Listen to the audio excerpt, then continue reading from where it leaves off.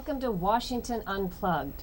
After Green Job Czar Van Jones stepped down from his post over Labor Day weekend, members of Congress began a frenzied questioning of what the role of a czar is and whether it's constitutional for the president to appoint one without the Senate's confirmation. Take a look.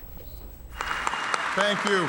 It was President Obama himself who lampooned his growing stable of czars at a Washington reporters' dinner last June. ABC is planning a series called Dancing with the Czars. But what was little more than an inside joke 3 months ago has become a partisan battle of the czars. Washington, D.C. must become a no-czar zone. So-called czars are special advisors to the president. Some oversee billions in spending. The drug czar's budget is nearly $15 billion. But like the aid czar, they're often appointed without the normal vetting and Senate confirmation. It was the recent resignation of the Green Job Czar, Van Jones, who had past affiliations with radical causes, that shifted the controversy into high gear. But the real game changer may be this week's letter to the president from Senator Russ Feingold, a Democrat. Feingold urged the president to explain how his czars are consistent with the constitutional clause that calls for the Senate to weigh in on significant presidential appointments. The Obama administration's key defense? They didn't invent the concept. There are positions in the administration. There are positions in the previous administration. The word czar, derived from Caesar, refers to a supreme ruler with great power. The American concept could date back to 1927, when Calvin Coolidge put Herbert Hoover, then Commerce Secretary, in charge of Mississippi flood relief. But in recent years, there's been all-out czar mania. Bill Bennett was drug czar for the senior President Bush. Richard Clarke was President Clinton's counter-terror czar. President Obama has a pay czar, Great Lakes czar, a czar for Guantanamo closure, and more. Conservatives claim there are up to 45 Obama czars. Liberals count 47 Bush czars.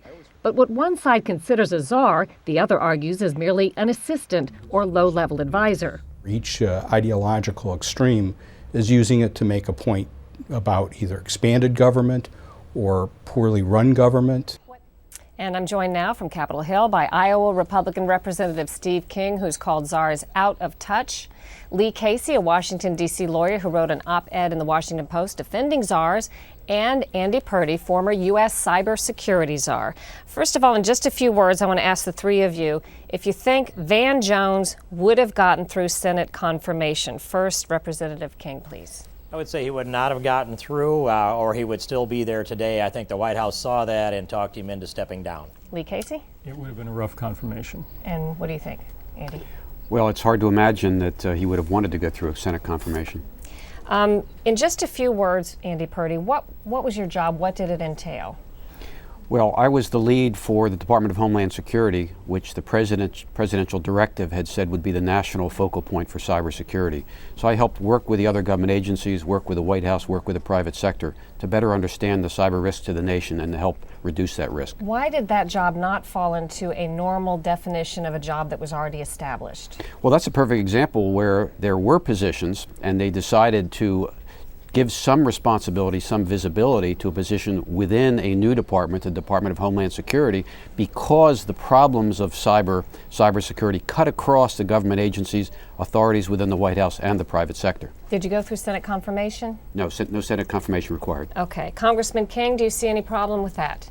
Well, I think the problem is lack of oversight, and as I listen to this, I would suggest this, that constitutionally I can't argue that czars are unconstitutional on their face, but I believe that an appointed official, someone who has gone through confirmation, needs to take the responsibility for the decisions made by someone who's been appointed perhaps to circumvent that congressional oversight, and maybe that's where a solution could be in this czar issue.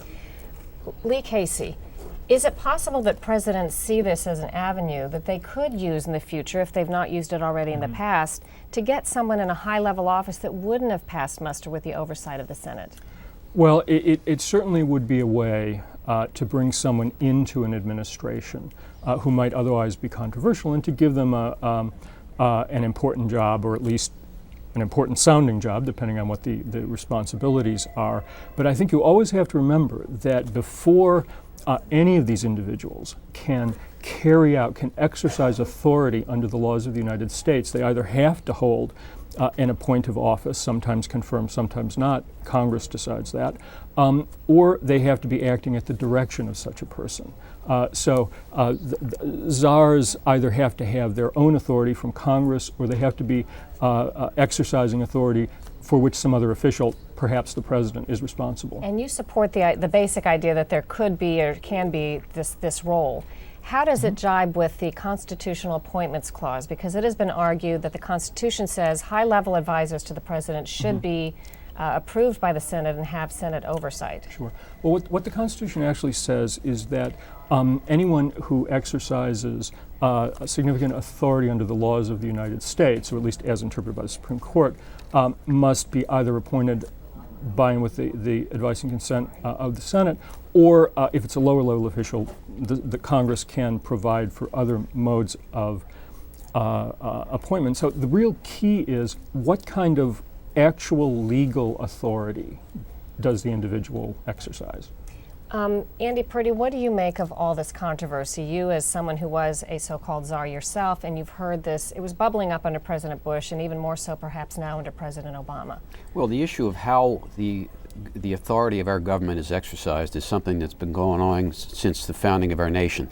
The balance between the White House and the executive branch, the balance between the different branches, fundamentally on the plus side, we have serious challenges in this nation, and the idea of appointing someone who has responsibility, whatever you call it, and accountability and visibility is a good thing for the White House, it's a good thing for Congress, it's a good thing for the American people, and it's a good thing for the press. We can focus on what we as a nation need to worry about and what we need to do about it, and this kind of a person can help do that. With the controversy, I want to ask each of you as our last question, starting with Congressman King. Is there some way that you think people could agree that there should be some defined roles, definitions, and perhaps Senate confirmation or threshold set? Because this has sort of been born with no real system in place for how it should work.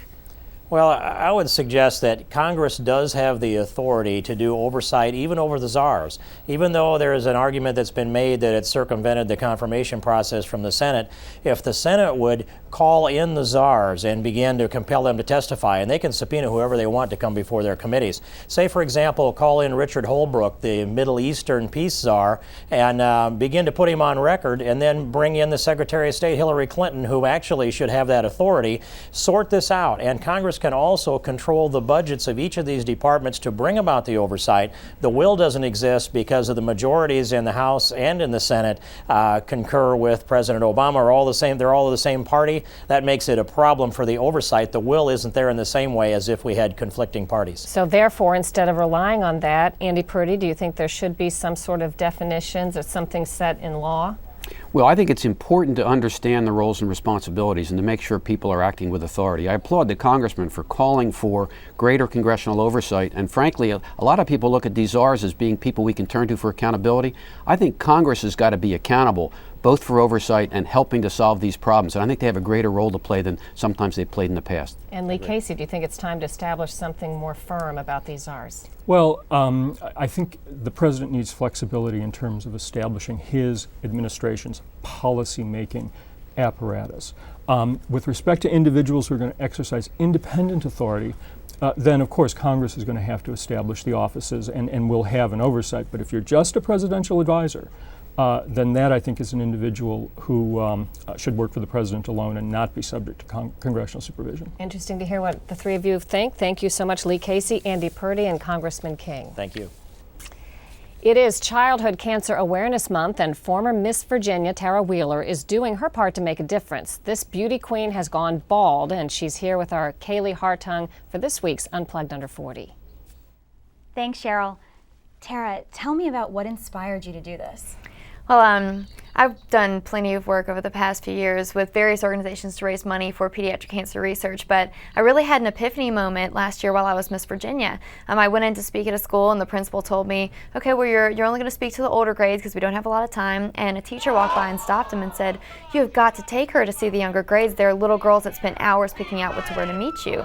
And I met one of those little girls, and she took off this bracelet, and it says Cassidy, our champion on it. She took it off and she handed it to me, and she said, I'd like you to have this and wear it Cassidy was my sister. She died last year of cancer when she was 12 years old. And for a little girl to spend hours picking out what to wear to meet me and then give me her sister's bracelet, you have to be worthy of something like that. And then a little while later, I met a little girl named Jessie, who is 4 years old. I met her when she was just diagnosed. She had all of her hair. She was doing okay, but I've stayed in contact with her family, and they've told me that she's recently lost her hair, and she was really upset about it. And through the St. Baldrick's Foundation that raises money for pediatric cancer research, the way that they raise money is by volunteers soliciting donations by offering to shave their heads. And when I saw how upset Jessie was about losing her hair, and I knew how she would feel when her hero, the former Miss Virginia, was bald too, it really showed me that this was a way that I could be worthy of all these children looking up to me, and hopefully I've made a step towards doing that. So how much money have you raised for the St. Baldrick's Foundation? Well, so far for the St. Baldrick's Foundation, I think we're pretty close to the $50,000 mark if you count online donations, corporate sponsorships, and cash donations. But you know, it's not something that we've raised money, I've shaved my head, and now it's done. We're continuing to fundraise. And even this Friday, I bartend on the side of a place called George in Georgetown near Cafe Milano. It's brand new. But on Friday from 8 to 10, we're having a St. Baldrick's fundraiser. So you can come in for a $5 donation, come in and hang out. It's an awesome place. And but you do have to RSVP, and you RSVP at georgeisbald@gmail.com. Send me your name, we'll put you on the list, and you can come in and have fun and raise money for a great cause. So it's not over yet. No, not at all. So your reign as Miss Virginia is over, but I'm guessing this isn't the last we're going to see of this bald head. What are you up to now? Well, aside from bartending at George, I'm a newly hired reporter at Comcast Sportsnet. I'm the fan reporter for the Redskins pregame show. So if you're a Redskins fan and you're tailgating, you'll see me and my bald self bebopping around. But I think anytime you're in a position in the public eye, whether it was as Miss Virginia or now as a reporter on TV, you have a responsibility to be a positive role model and to champion the causes that you're passionate about. And until there's a cure for children with cancer, I will be out there fundraising. Thank you so much for taking the time to join us. We really appreciate it. Thank you. Cheryl? Thanks so much, Kaylee. It takes a lot of courage, as does going through and surviving cancer. Thanks to all of you for watching Washington Unplugged. I'm Sharyl Attkisson. You can find us here every weekday at cbsnews.com at 12:30 p.m. And you can watch my Follow the Money series on the CBS Evening News with Katie Couric. See you then.